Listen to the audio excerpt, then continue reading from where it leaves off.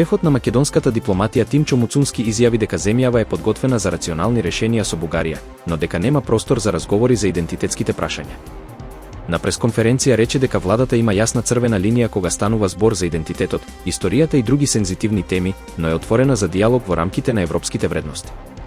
Муцунски најави засилена динамика на контакти со официјална Софија, со надеж дека ќе се реализира средба на самитот на НАТО во Хаг кон крајот на месецот.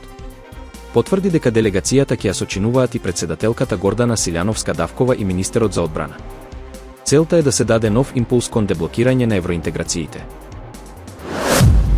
На 18 јуни во Скопје ќе се одржи првиот ЕУНК саем за одржлив локален развој и вмрежување, во организација на програмата ЕУ за општините.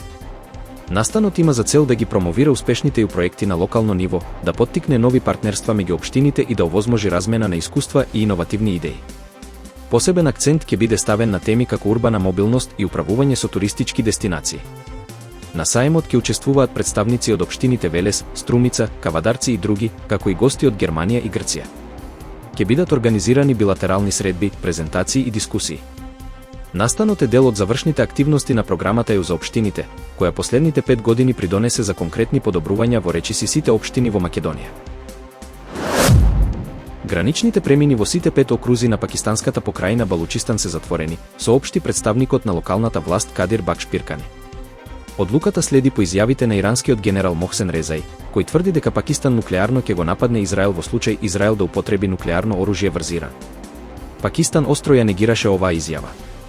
Министерот за одбрана Хаваџа Мухамед Асиф истакна дека Исламабад не презел никаква обврска и дека пакистанскиот нуклеарен арсенал е наменет за самоодбрана. Тој додаде дека Пакистан не спроведува хегемонистичка политика, за разлика од израелските постапки во последно време. Двете земји делат долга граница од 909 километри. Во интервју за американската телевизија ABC News, израелскиот премиер Бенјамин Нетањаху не ја исклучи можноста за атентат врз врховниот лидер на Иран, ајатолахот Али Хаменеј. Тој изјави дека Израел веќе годел ирански нуклеарни научници и воени капацитети со цел да се спречи развојот на нуклеарно оружје и дека ќе продолжи со такви акции доколку се сметаат за неопходни.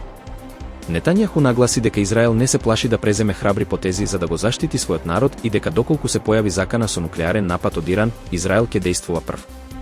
Изјавата доаѓа во време на висока напнатост на Блискиот Исток, со ескалации и одговори меѓу Иран и Израел и со зголемена меѓународна загриженост за можноста од поширок конфликт.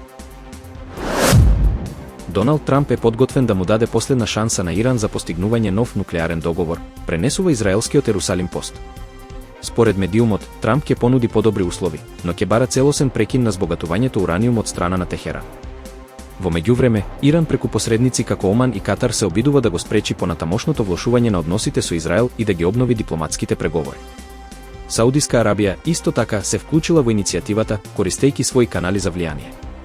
Трамп предупреди дека Иран требало многу порано да влезе во преговори и дека сега се соочува со сериозни последици, но остави простор за дијалог пред да дојде до нова ескалација на конфликтот.